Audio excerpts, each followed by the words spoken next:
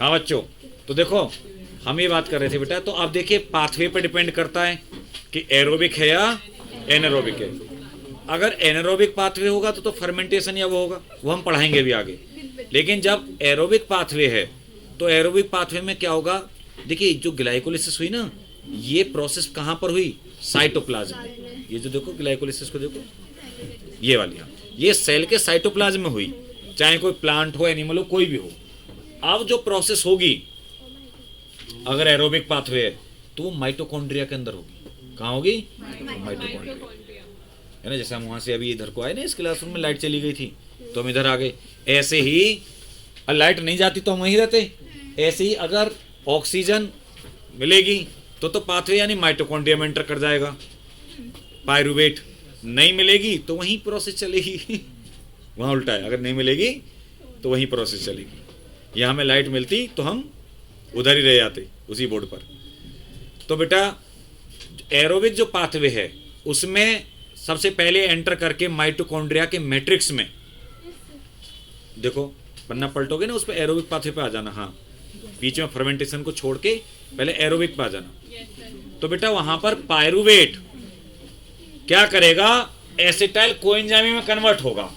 किस में कन्वर्ट होगा, एसिटाइल कोएंजाइम में। अच्छा, पायरुविक एसिड 3 कार्बन वाला कंपाउंड है, 3 कार्बन वाला, तो वो बेटा 2 कार्बन वाले एक एसिटाइल कोएंजाइम में कन्वर्ट होगा। इसने कल ध्यान भी नहीं दिया, वो भी ध्यान देना दोबारा से। तो बेटा 3 से जब 2 कार्बन वाले में कन्वर्ट होगा तो एक CO2 निकलेगी, तो इसलिए डीकार्बोक्सिलेशन हो रहा है, क्योंकि CO2 निकल रही है तो क्या हो रहा है, डीकार्बोक्सिलेशन। बेटा ये तो कहाँ है, ग्लाइकोलिसिस पे क्यों चल रही है, उधर जा। अब देखिए, तो एक तो CO2 निकलेगी तो डीकार्बोक्सिलेशन हो रहा है, दूसरा यहां पर NAD से NADH2 बनना है। क्या बनना है, तो NAD का हो रहा है रिडक्शन। जब H अगर रिसीव कर रहा है वो, तो इसका मतलब उसका रिडक्शन हो रहा है। जब NAD का रिडक्शन हो रहा है तो फिर सबस्ट्रेट का यानी पायरुवेट का ऑक्सीडेशन हो रहा है। क्या हो रहा है, पायरुवेट का ऑक्सीडेशन। तो इसीलिए इस प्रोसेस को ऑक्सीडेटिव डीकार्बोक्सिलेशन कहा जाता है। क्या बोला जाता है, ऑक्सीडेटिव डीकार्बोक्सिलेशन। क्लियर। अब सुनो, कहाँ है, क्या मिला नहीं ऑक्सीडेटिव डीकार्बोक्सिलेशन। हाँ, तो घूमी इधर रही, कभी क्रेब साइकिल खोल लेती है, कभी कुछ खोल लेती है। चलो, तो बेटा आप देखिए, ये जो मैंने बताया था, ये जो प्रोसेस है ऑक्सीडेटिव डीकार्बोक्सिलेशन या लिंक रिएक्शन, इसमें पायरुवेट जो डिहाइड्रोजनेज एंजाइम काम करता है ना, वो एक होलो एंजाइम या कॉम्प्लेक्स है। उसके साथ में कई सारे कोएंजाइम्स या कोफैक्टर इन्वॉल्व होते हैं। मैंने वो कल नाम बताए थे उनके, वो यहाँ पे अभी नहीं है। जैसे कि coenzyme A, magnesium Mg2 positive, है ना, यहाँ नहीं है बेटा वो भी, Mg2 positive, magnesium ion, lipoic acid, TPP thiamine pyrophosphate, decarboxylase, transacetylase, ये मैंने नाम बताए थे जो कोफैक्टर कोएंजाइम की तरह यहाँ पर इन्वॉल्व होते हैं। अंडरस्टूड। अब बेटा हम देखिए, ये जो एसिटाइल कोएंजाइम है, आगे बढ़ रहे हैं आगे पाथवे में, ये एसिटाइल कोएंजाइम एक इंपॉर्टेंट पाथवे में एंट्री मारता है। वो इंपॉर्टेंट पाथवे कौन सा है, बहुत, क्रेब्स साइकिल या TCA या सिट्रिक एसिड साइकिल। इसको देखिए, ये तो OD हो गई, वो ऑक्सीडेटिव डीकार्बोक्सिलेशन यहां से शुरुआत है पाथवे की। सबसे पहले एक 4 कार्बन वाला कंपाउंड ऑक्सैलो एसिटिक एसिड एक 2 कार्बन वाले कंपाउंड एसिटाइल कोएंजाइम के साथ रिएक्ट करता है। ठीक है, 4 कार्बन वाला ऑक्सैलो एसिटिक OA, 2 कार्बन वाला एसिटाइल कोएंजाइम, दोनों मिलकर 6 कार्बन का सिट्रिक एसिड बनाते हैं। क्या बनाते हैं, सिट्रिक एसिड।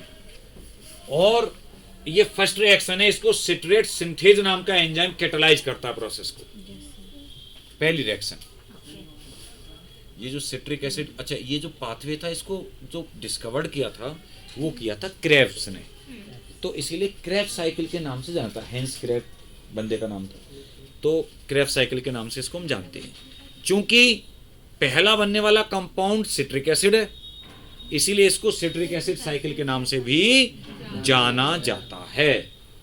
तीसरी बात, ये जो सिट्रिक एसिड है बेटा, इसमें 3 कार्बोक्सिल ग्रुप होते हैं, COH वाले ग्रुप 3 होते हैं, COOH है ना, केमिस्ट्री की बात है बेटा। ये जो कार्बोक्सिलिक ग्रुप है COH होता है ऐसे करके, ऐसे ऐसे 3 ग्रुप पाए जाते हैं। जैसे ऑक्जेलिक एसिड में 2 ग्रुप होते हैं। तो ये तो मुझे लगता है बहुत बेसिक है, केमिस्ट्री का पता होना चाहिए। तो इसीलिए इसको TCA पाथवे के नाम से जाना था। TCA मतलब ट्राई कार्बोक्सिलिक एसिड पाथवे या साइकिल। ओके, यानी ये सिट्रिक एसिड साइकिल और TCA दोनों नाम सिट्रिक एसिड की वजह से आए हैं, फर्स्ट कंपाउंड की वजह से। उसके बाद में सिट्रिक एसिड से बना था cis aconitic acid, then isocitric. Actually NCERT यहाँ पे बहुत बड़ा धोखा दे देती है, ठीक है, बहुत बड़ा ऐसा धोखा कि जो बच्चे को बीच मझधार में छोड़ सकता है, क्योंकि बहुत सी बातें उसने मैटर में बोली हैं, स्टेप यहाँ पे गायब कर दिए, सीधे सिट्रिक एसिड से अल्फा कीटोग्लूटेरिक दिया है NCERT ने। तो वो आपके लिए बहुत ज़्यादा दुखदाई है, जानलेवा, अगर कोई उसके अकॉर्डिंग ही क्वेश्चन सॉल्व कर देगा तो। सिस एकोनेटिक है ना। और ये बात देख लो, मैं ऑनलाइन प्लेटफॉर्म पर बोल रहा हूँ कि कितनी बड़ी गलती है ये ब्लंडर, इसको ठीक करना चाहिए। मतलब आप ऐसे दे देते हैं साइकिल, सिस एकोनेटिक एसिड, देन बनता आइसोसिट्रिक एसिड, देन बनता ऑक्जेलोसक्सेनिक एसिड। ये सारे के सारे 6 कार्बन वाले कंपाउंड होते हैं, 6, ठीक है। क्योंकि कोई भी कार्बन में चेंज तब तक नहीं आएगा कंपाउंड जब तक कि कोई कार्बन वहां से कम या ज्यादा नहीं हो रहा। बेटा इस दौरान एक बहुत इंपॉर्टेंट जो बात हुई थी वो हुई थी आइसोसिट्रेट से ऑक्जेलोसक्सिनेट बनने में, जब एक NADH2 की सिंथेसिस हो गई थी। NADH2 बनना एक बड़ी बात है, या ATP बनना बड़ी बात है। मैंने शायद बोला भी था कि NCERT भी तुमसे प्लीज कहती है कि प्लीज ATP NADH2 बनना और यूज होना जहाँ जहाँ हो रहा है उन्हें कृपया करके ध्यान रखें, ये बोलती है NCERT। हाँ, प्लीज नोट द स्टेप्स, है ना। दिखा बताता हूँ, उसकी लाइन पढ़ता हूँ, मुझे तो पता है ना ये लाइन, देख प्लीज बता दीजिए। बताता हूँ बेटी, वो भी बताऊंगा। ग्लाइकोलिसिस में जब सेकंड पैराग्राफ स्टार्ट होगा उससे जस्ट पहले, while studying the step of glycolysis, while studying the step of glycolysis,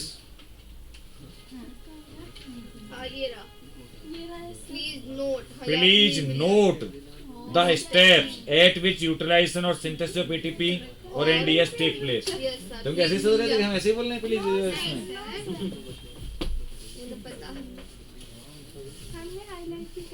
तो बेटा तो देखिए, अब उसके बाद में एक बहुत बड़ा यहाँ पे एक घटना घटित हुई क्रेब्स साइकिल में, या इवेंट आया, क्योंकि 6 कार्बन से 5 कार्बन वाला कंपाउंड बना, alpha ketoglutaric acid.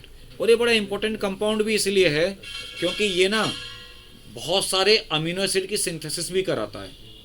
Alpha ketoglutaric acid में ये वो होती है बेटा कि ये क्या कराता है, अमोनिया के साथ बाइंड करके और अमीनो एसिड्स की सिंथेसिस कराता है। वो चैप्टर हट गया है, आपके मिनरल न्यूट्रिशन नहीं है, नहीं तो उसमें आप प्रोसेस में पढ़ते रिडक्टिव एमिनेशन प्रोसेस के थ्रू ये अमोनिया से बाइंड करके और अमीनो एसिड बनाता है। खैर, अब इस स्टेप में एक CO2 निकल गई, ठीक है बेटा। अब जो अल्फा कीटोग्लूटेरिक एसिड है उससे एक और CO2 निकली, अब आगे जाकर ये 5 कार्बन हो गया। अकेला एक ऐसा कंपाउंड है इस साइकिल में जो 5 कार्बन है, तो 5 कार्बन से एक कार्बन और निकला और एक NAD से NADH2 बना और बन गया 4 कार्बन वाला सक्सेनाइल कोएंजाइम भी। और कोएंजाइम एंटर किया था।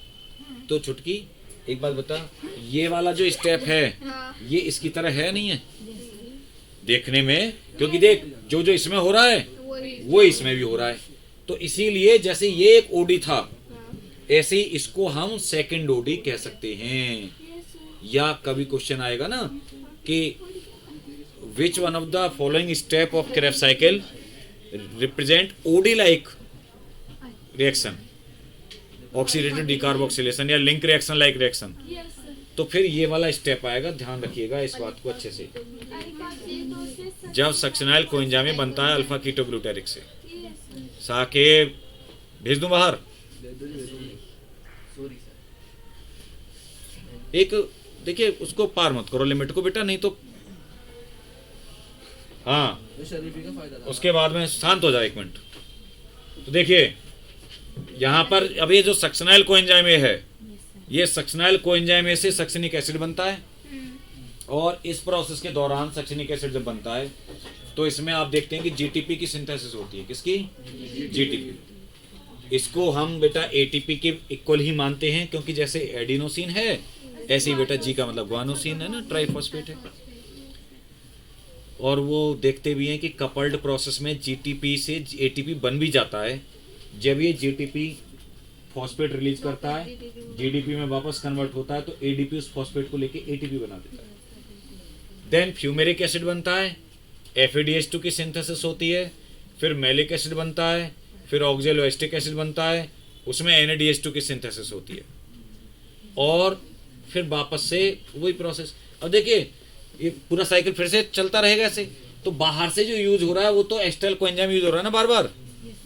और आपने नोटिस किया इसमें प्रोसेस में कि 1, 2 और 3 जगह NADH2 बनी, और एक जगह FADH2 बना, और एक जगह GTP बना।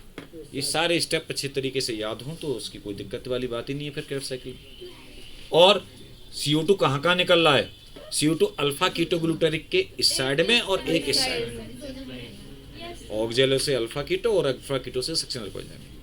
ये वो हैं जो क्वेश्चंस हैं, मतलब इन्हीं पे तो क्वेश्चंस बनेंगे और कहाँ से बनेंगे। बस अगर किसी को ये पूरा पता है ना, तो कोई दिक्कत वाली बात नहीं है। क्योंकि देखो अगर आपको थ्योरी पता है कि कैसे कैसे अगर वो समझी हुई, तो क्वेश्चन वो आप चैलेंज करके बोल सकते हैं कहीं से बना ले भाई। और अगर आपका वो कंसेप्ट ही क्लियर है, आपको उड़ा उड़ा सा रटा हुआ सा इधर उधर का कब है ना, कब ऑक्जेलो एस्टिक एसिड की जगह सक्सिनिक एसिड हो गया और कब ऑक्जेलो सक्सिनिक की जगह एस्टिक एसिड हो गया, तो डामाडोल हो जाती है स्थिति। तो ये पता है एक टर्न में या एक साइकिल में, एक टर्न में एक साइकिल में आपको क्या क्या मिलता है। वो इधर है, कहाँ गया? इस साइड में, उधर नहीं, उधर तो टोटल एटीपी वैलेंस सीट है। यहाँ पर बेटा 12 एटीपी मिलते हैं आपको। 3 NADH2 से। एक्चुअली अभी जो हम ETS पढ़ेंगे, ETS पढ़ने में आप पढ़ेंगे कि एक NADH2 से 3 एटीपी मिलते हैं। तो बेटो 9 एटीपी हो गए, और एक FADH2 से 2 ही मिलते हैं, तो 9 2 11 और एक GTP 1 1 12। अब एक क्रेब्स साइकिल से 12 मिल रहे हैं, लेकिन आप एक बात जानते हो, जब ग्लाइकोलाइसिस में एक ग्लूकोज से कितने पायरुवेट बने थे? 2 बने थे। हाँ तो बेटा थोड़ा शांत रहे, के क्लास में और भी बच्चे हैं ना, ठीक है ना, मैं पढ़ा रहा हूँ ना, या तुझे अब तो यहाँ भेज दूँ? तो मुझे हर बच्चों से बात करनी है बेटा, क्लास में सभी बच्चे। तो वहाँ पे ग्लाइकोलाइसिस में कितने पायरुवेट बने थे? 2। और मैं नहीं जानता ये बात कि कितने बनी है, बता। हाँ तो थोड़ा पेशेंस रख। तो 2 बने पायरुवेट, इसीलिए ओडी भी 2 बार चलेगी एक ग्लूकोज के लिए, और क्रेब्स साइकिल को भी 2 बार चलना पड़ेगा। समझ गए ना बात को? इसीलिए यहाँ पर फिर ये, अगर यही कल मैंने बताया था, कई तरीके से क्वेश्चंस लिखवाए थे बच्चों को, कि अगर ग्लूकोज की बात आएगी तो 24 एटीपी हो जाएगा, क्योंकि उस समय क्रेब्स साइकिल के 2 टर्न चलाने पड़ेंगे बेटे। तो समझ में बात आई? ग्लाइकोलाइसिस में 2 पायरुवेट बने थे, और ये हम फिर वो एक पायरुवेट की तो कहानी सुना रहे हैं ना, तो 2 के लिए 24 हो जाएगा। चलिए, क्यों देखिए सबकी क्लास में सबकी कैपेसिटी अलग अलग होती है बेटा, मतलब टीचर को ज़्यादातर बच्चों के अकॉर्डिंग ही चलना होता है। अब आप ये देखो, कल वो बच्ची थी, वो 600 नंबर वाली बच्ची भी बैठी हुई थी, हाँ आज का। अब अगर केवल मैं उसी को पढ़ाता रहूं, सपोज करो उसके स्टेटस के अकॉर्डिंग पढ़ाता रहूं, तो मैं एक दिन में चैप्टर खत्म कर दूं, बाकियों की समझ में नहीं आएगा, उसके समझ में आता रहेगा।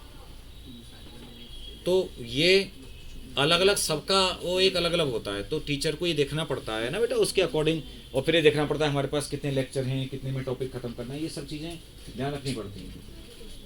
अब देखिए तो हमारे पास थोड़ा टाइम था, नहीं तो ये बातें आपको रिवाइज कराने का और है ना इतने सब मौका ही नहीं मिलता बिल्कुल। तो ये फाइनल बात हुई। अब क्या होगा, अब ये जो वास्तव में हम ये बोलते आ रहे हैं कि साहब ऐसे ऐसे एक NADH2 से 3 मिल जाते हैं, एक FADH2 से 2 मिल जाते हैं, ये मिल कैसे जाते हैं?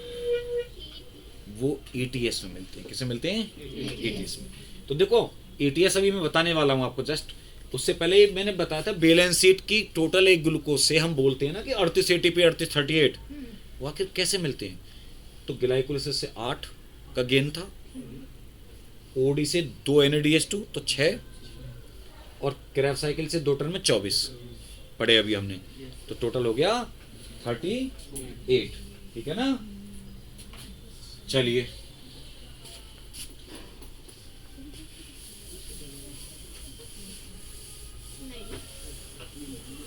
जब ऑक्सीजन होगी सब में नहीं होती हमारे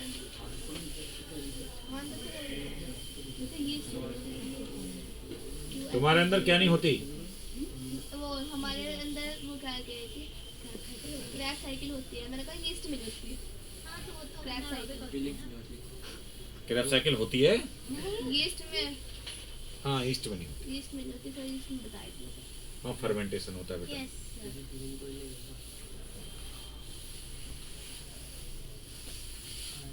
हम तो इसी की वजह से चल रहे हैं बेटा, नहीं तो आप चल ही नहीं सकते। आपकी डिमांड इतनी ज़्यादा है एनर्जी की कि एनारोबिक से तो काम चलेगा ही नहीं।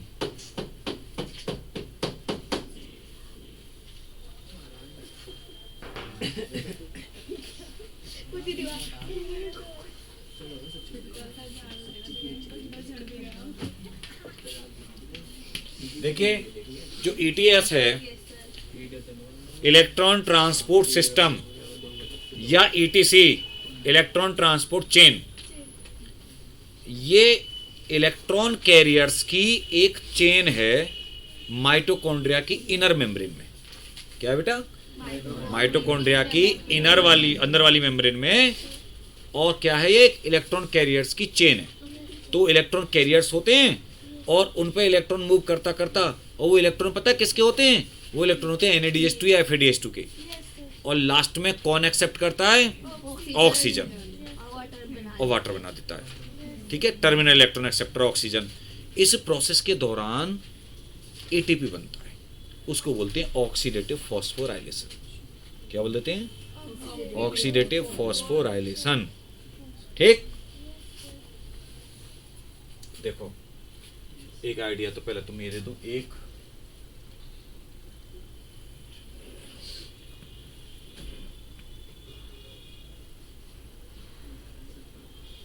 ये साइटोप्लाज्म है, आप जानते हैं।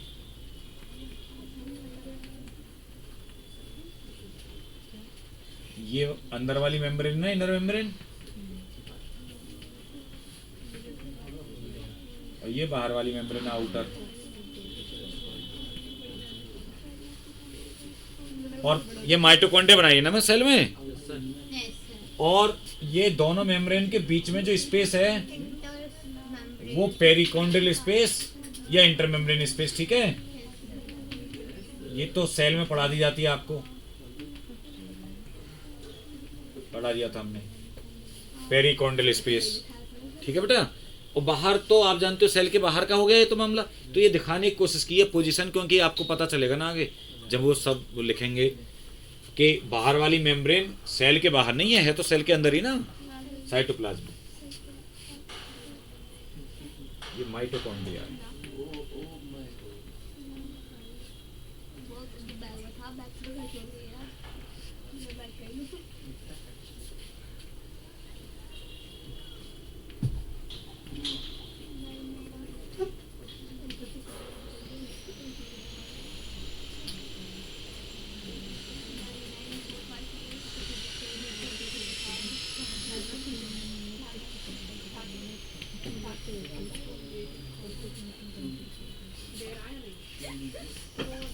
बातें नहीं लड़कियों।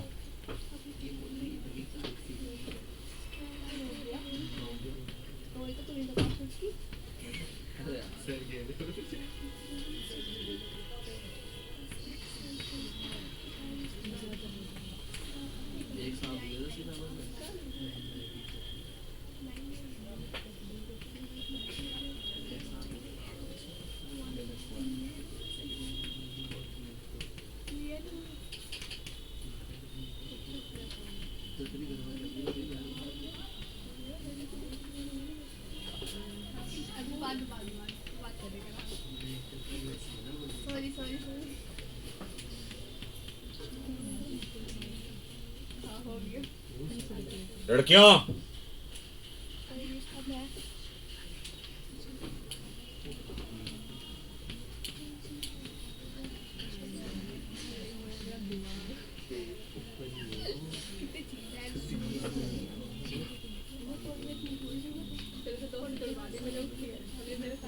बातें मत कर बेटा।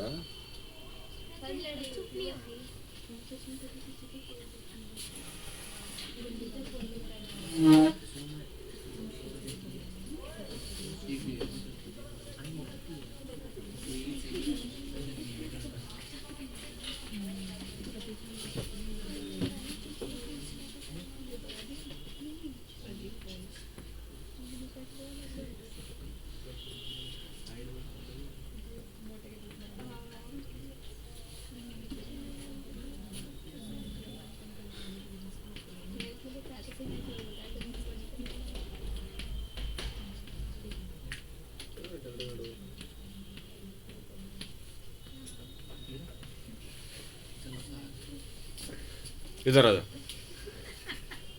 इधर बैठ, अभी तुरंत इधर बैठो। तो फिर समझ में नहीं आता है? मेरी समझ में नहीं आता कि डॉक्टर बनेंगे, बन भी गए तो एक पेशेंट नहीं आएगा, क्योंकि बातों में लगे रहेंगे, बतियाते रहेंगे। ऐसा कोई डॉक्टर देखा है कि आके आराम से बतियाता रहे, हाँ उसे मतलब नहीं पेशेंट क्या है क्या नहीं है। इतनी हरकतें आते हैं, मतलब बोला जा रहा है, फिर भी एक बार बोल दिया, 2 बार बोल दिया।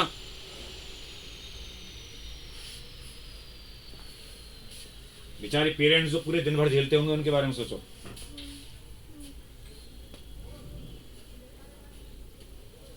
देखिए यहां पर टोटल 7 कंपोनेंट हैं।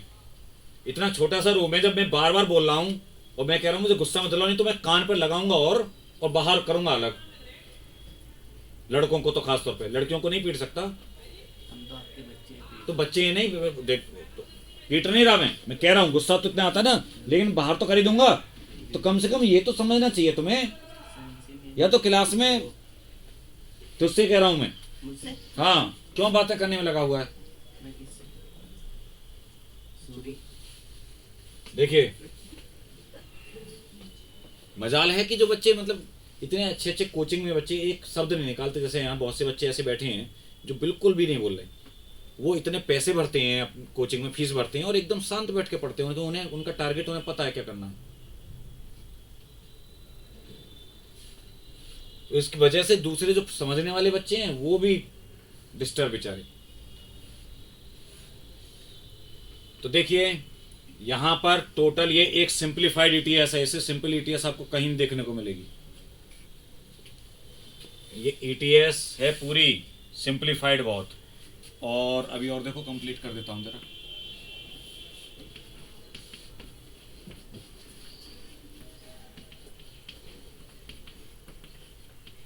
सबसे गलत बात यह है कि जब मैं बार बार बोल रहा हूं फिर भी उधर मुड़ मुड़ के बाद में नहीं बात कर सकती, इतनी जरूरी बातें हैं।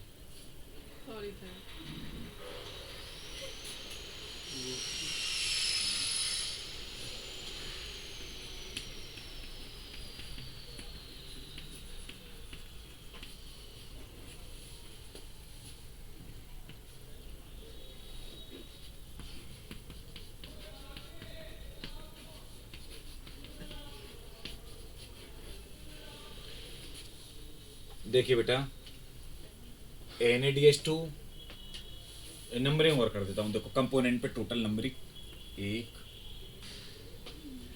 1 2। एक क्वेश्चन ऐसा आ चुका है तो कि टोटल कितने कंपोनेंट है कैरियर, इलेक्ट्रॉन कैरियर। तो बेटा 7 इलेक्ट्रॉन कैरियर है। ध्यान रखना कितने इलेक्ट्रॉन कैरियर है? 7।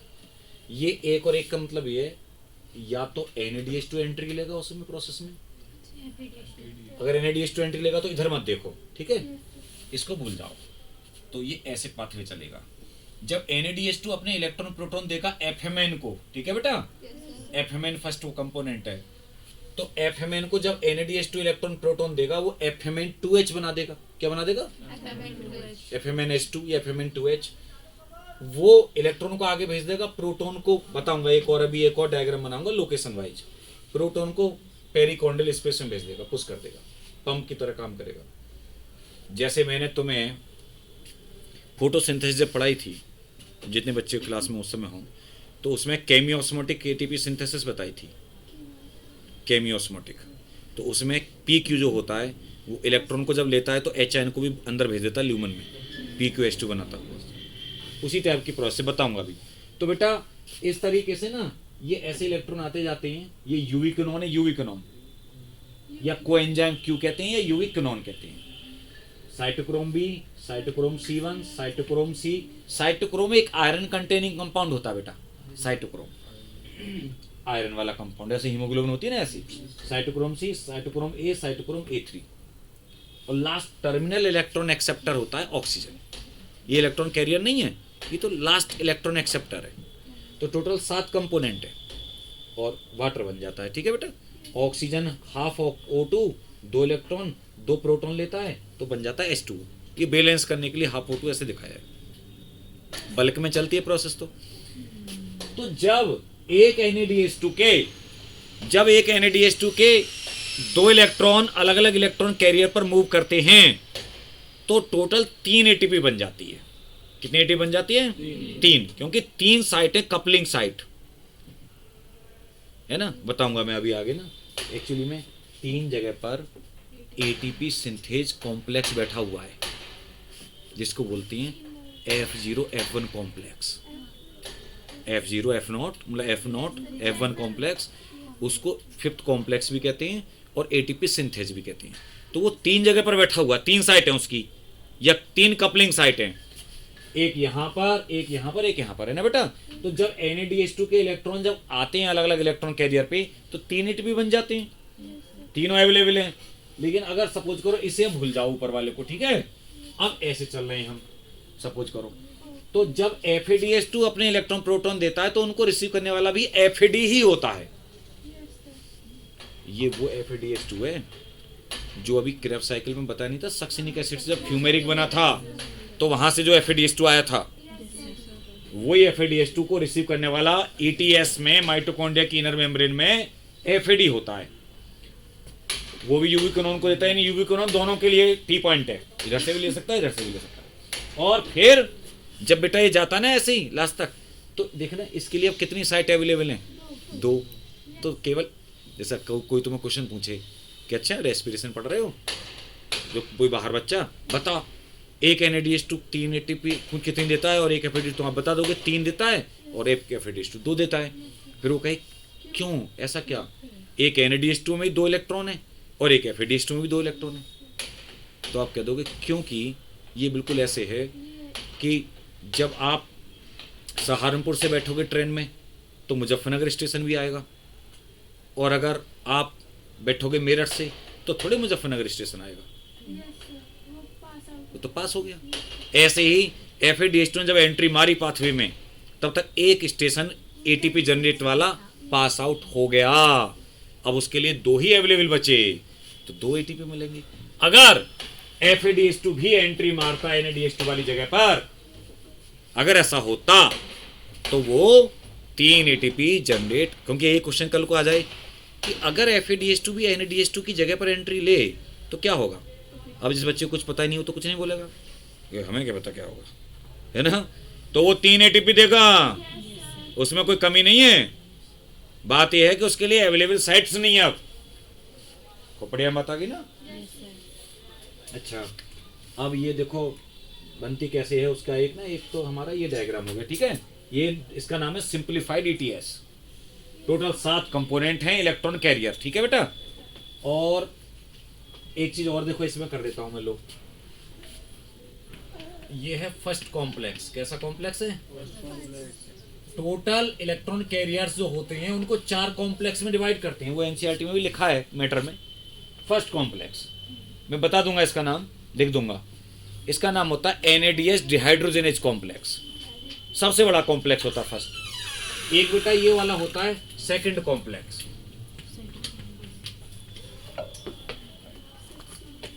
हाँ, सक्सीनेट डिहाइड्रोजनेज कॉम्प्लेक्स होता है बेटा।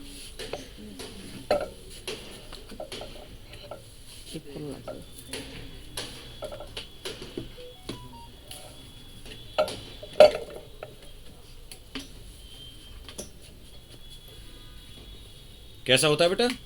सक्सीनेट डिहाइड्रोजनेज कॉम्प्लेक्स, ठीक है। और देखो एक होता है ये वाला BC1 ना बेटा, ये होता है थर्ड कॉम्प्लेक्स।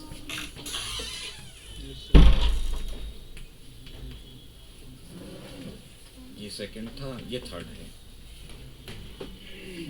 और एक होता है A3 वाला,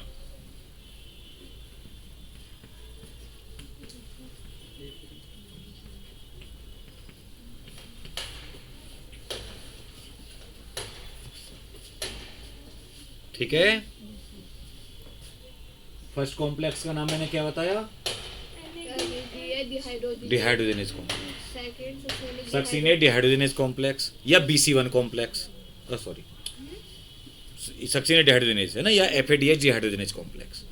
और पता है तीसरा वाला ये BC1 कॉम्प्लेक्स, साइटोक्रोम B और C1 BC1 कॉम्प्लेक्स, या फिर इसका नाम होता है cytochrome C reductase complex, reductase, ठीक है। चौथा वाला कॉम्प्लेक्स है जिसका नाम है साइटोक्रोम A3। क्या नाम है फोर्थ कॉम्प्लेक्स का?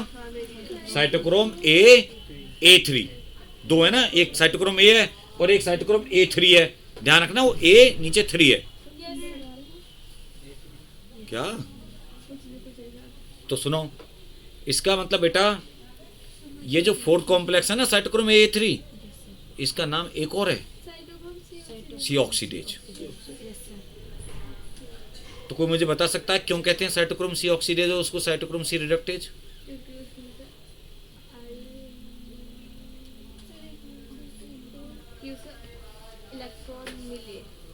देखो ध्यान सुनना, ध्यान से सुनो, इस पूरे में ना तो मैंने कोएंजाइम Q यानी यूबिक्विनोन को किसी कॉम्प्लेक्स में रखा, ना मैंने साइटोक्रोम C को किसी कॉम्प्लेक्स में रखा। आप देख पा रहे हैं ना, वो मोबाइल इलेक्ट्रॉन कैरियर हैं, ये आपको मिलेगा पढ़ने में भी, NCERT में मिल जाएगा। ये किसी कॉम्प्लेक्स का पार्ट नहीं होते, फिर भी नाम इसका नाम है साइटोक्रोम C रिडक्टेज। पता क्यों? क्योंकि ये जो कॉम्प्लेक्स है, यानी ये C1 से जो इलेक्ट्रॉन जा रहे हैं वो C को जा रहे हैं, नहीं जा रहे? अगर साइटोक्रोम C इस थर्ड कॉम्प्लेक्स से इलेक्ट्रॉन ले रहा है तो इसका मतलब C का रिडक्शन ही तो हो रहा है। अगर इलेक्ट्रॉन जो लेता है इसका मतलब उसका रिडक्शन होता है, और जो देता है उसका ऑक्सीडेशन होता है। तो चूंकि ये जो थर्ड कॉम्प्लेक्स है ये साइटोक्रोम C को रिड्यूस करा रहा है, तो इसलिए नाम पड़ गया उसका रिडक्टेज, रिडक्शन कराने वाला। बात खोपड़िया में आई? देखो C नहीं है इसका ना इसमें, लेकिन इसको ये रिड्यूस करा रहा है थर्ड वाला, तो उसका नाम पड़ गया C रिडक्टेज। तो देखना, इससे ये फोर्थ वाला कॉम्प्लेक्स इलेक्ट्रॉन ले रहा है, फोर्थ वाला कॉम्प्लेक्स C से क्या कर रहा है? इलेक्ट्रॉन ले रहा है। इसका मतलब C का ऑक्सीडेशन हो रहा है इसमें, तो C का ऑक्सीडेशन उससे इलेक्ट्रॉन लेके कौन करा रहा है? फोर्थ। तो कराने वाला यानी कि ऑक्सीडेज, साइटोक्रोम C ऑक्सीडेज नाम पड़ गया फोर्थ कॉम्प्लेक्स का, क्योंकि वो C का ऑक्सीडेशन करा रहा है, खुद का रिडक्शन करा रहा है, हो रहा है, और उसका ऑक्सीडेशन करा रहा है। अरे खुद रिड्यूस हो रहा है तभी तो उसका ऑक्सीडेशन करा रहा है ना। क्लियर? ये इन चारों कॉम्प्लेक्स के नाम थे, ठीक है। देखो ये देख लेना एक बार ध्यान से, है ना नजर में। और ये इसको छाप लिया ना, जल्दी से छाप लो।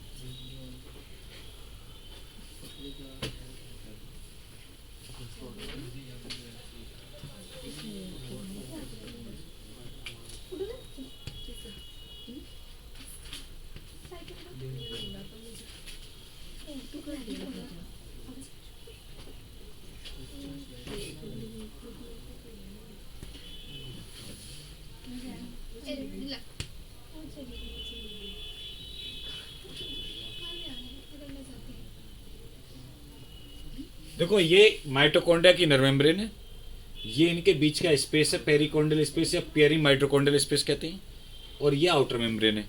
इधर साइटोप्लाज्म है, इधर क्या है सेल का साइटोप्लाज्म है, और इधर क्या है ये मैट्रिक्स है माइटोकॉन्ड्रिया। ये माइटोकॉन्ड्रिया का मैट्रिक्स है। ठीक है,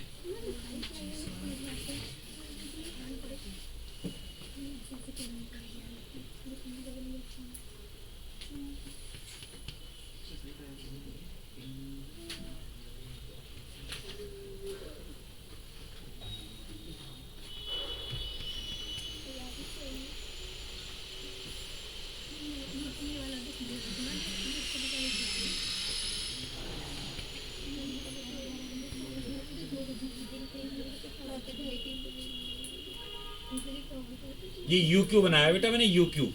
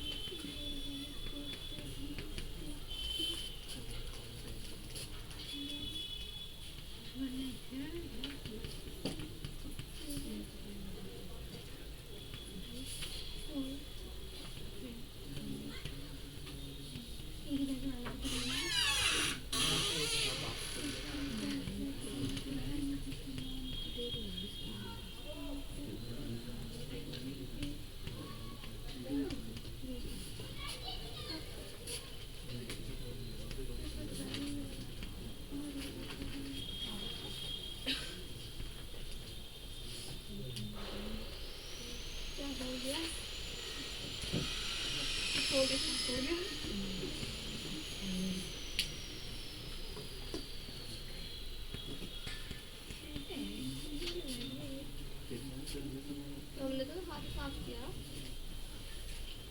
हाथ धो लिए।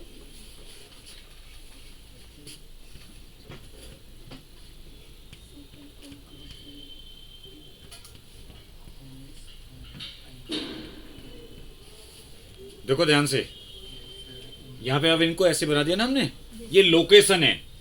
यहाँ पर इसका डायग्राम का नाम है location of different complexes and oxidative phosphorylation. Oxidative phosphorylation eighty बन रही है, और क्या है लोकेशन ऑफ डिफरेंट कॉम्प्लेक्सेस। देखिए फर्स्ट कॉम्प्लेक्स है, सेकंड है, दोनों से यूवी क्यूनोन पे जाता है इलेक्ट्रॉन, है ना। और बेटा उसके बाद में फिर थर्ड कॉम्प्लेक्स पे आता है इलेक्ट्रॉन, फिर साइटोक्रोम सी पर, फिर फोर्थ कॉम्प्लेक्स पे, और फोर्थ कॉम्प्लेक्स से ऑक्सीजन ले लेता है और बना देता है वाटर।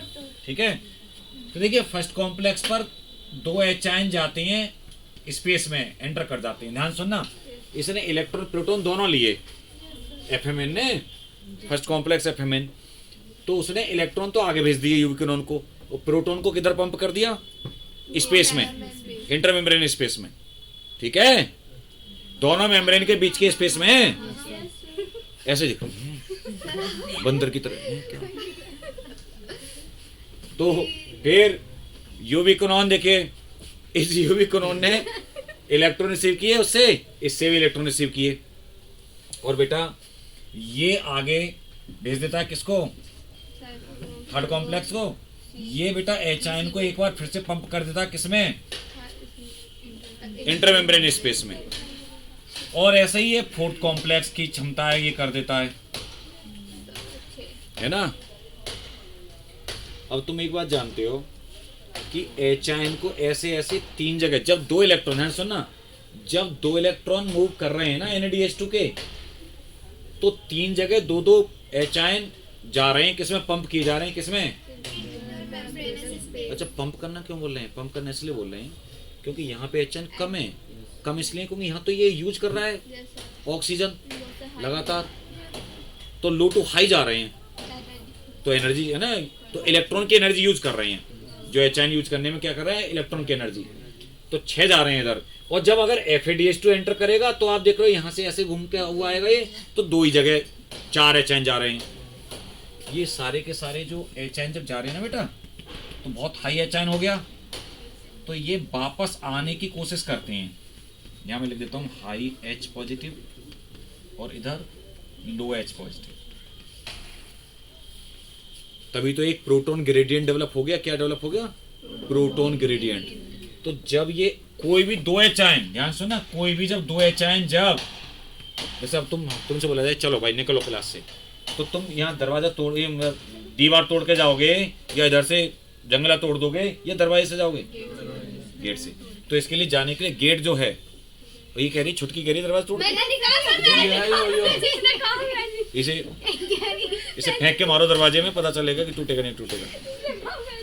हाँ सुनो, मतलब है एक बिलाद की सुनो, सुनो मेरी बात सुनो बेटू, सुनो, जब भी 2 HI जब भी मूव करते हैं तो इसको रास्ता जो देता है ना, इसको जो जाने का रास्ता वो देता है F0 complex. F0 F1 ATP synthase complex है, जिसको 5th कॉम्प्लेक्स मैंने बताया था ना, 4 कॉम्प्लेक्स, ये वाला 5वां कॉम्प्लेक्स है। क्या बोलते हैं इसको? 5th complex. यहाँ 5th लिख देता हूँ, ठीक है? तो ये आप समझ गए। देखिए अगर क्वेश्चन आए कि टोटल कितने कॉम्प्लेक्स हैं ETS में, तो 5। कितने इलेक्ट्रॉन कैरियर हैं कॉम्प्लेक्स, मतलब कितने कॉम्प्लेक्स इलेक्ट्रॉन कैरियर के हैं, तो 4। इलेक्ट्रॉन कैरियर वाले 4 कॉम्प्लेक्स हैं, लेकिन टोटल 5 कॉम्प्लेक्स, क्योंकि उसका काम इलेक्ट्रॉन कैरियर का नहीं है, इसका काम है ATP जनरेट करना। और बेटा जब इससे होकर जब 2 HN मूव करते हैं ना, तो जो इसका ये तो एक रास्ता दे रहा है टनल की तरह F0, जो F1 वाला पार्ट है उसमें होके जब ये निकलते हैं तो वो क्या करता है, इसमें इसका एंजाइमेटिक पार्ट है। ये कौन सा पार्ट है ये? या मैं बोलूं ATPase लिख दूं यहाँ पे, ये असली AT बनाने वाला पार्ट है ये। तो ये जाते हुए एचआयन, दिमाग में ये सोच लो कि जब पहले एचआयन उधर को गए थे तो एनर्जी लेके गए थे, अब आएंगे तो एनर्जी छोड़ेंगे। तो उस एनर्जी को जब अलोंग द ग्रेडियंट आएंगे तो उस एनर्जी को यूज करके और ADP इनऑर्गेनिक फॉस्फेट का यूज करके ATP बना देता है जब भी कोई 2 HN मूव करेंगे, ठीक है? तो ये तो बल्क में प्रोसेस चलती है बहुत ज्यादा। अच्छा अब सुनो, तुम कहोगे सर तो एक ही जगह तो बन रही है, नहीं, ये एक्चुअली में चाहे हम या NCERT अगर हम इसको दिखाएं ना जगह जगह तो समझ में नहीं आएगा, बहुत ज्यादा कॉम्प्लेक्स हो जाएगी प्रोसेस। ये पता है, ये जो बल्ब है ये 3 जगह लोकेटेड है। कितनी जगह लोकेटेड है? यानी ये बल्ब यहां भी लगा हुआ है, यहीं यहां पे लगा हुआ है और यहां पे लगा हुआ है। मेरी बात तुम्हारी खुपड़िया में आई? एक्चुअली इसकी 3 लोकेशंस हैं, 3 कपलिंग साइट्स हैं F0 F1 कॉम्प्लेक्स की। फर्स्ट कॉम्प्लेक्स पर, थर्ड कॉम्प्लेक्स पर और फोर्थ कॉम्प्लेक्स के साथ लगा हुआ है ये 5वां वाला लोकेटेड 3। ध्यान रखना या नोट कर लेना कहीं इस बात को मैंने जो बोली है। तुम ध्यान नहीं देते हो क्योंकि बहुत सी बात NCERT में नहीं भी लिखी मिलेगी। 3 कॉम्प्लेक्स पे लोकेटेड है ये वाला, ठीक है? तो इसीलिए अब आप समझ गए, क्लियर? तो देखो एक NADH2, जब एक NADH2 एंट्री लेता है तो 3 ATP बन जाते हैं, और बेटा उसके लिए आधा ऑक्सीजन यूज होना होता है। आप समझ गए? एक NADH2 के लिए कितना ऑक्सीजन यूज होना होता है? आधा। और एक FADH2 के लिए भी लास्ट में हाफ ऑक्सीजन ही तो यूज हो रहा है ना यार। कितना ऑक्सीजन यूज हो रहा है? आधा, एक NADH2 के लिए, है ना? अब सुनो, वो 6 ऑक्सीजन वाली बात करते हैं। ग्लूकोज के लिए 6 ऑक्सीजन यूज होती है ना। चलो काउंट करो सारे। ग्लाइकोलिसिस में कितने NADH2 बने?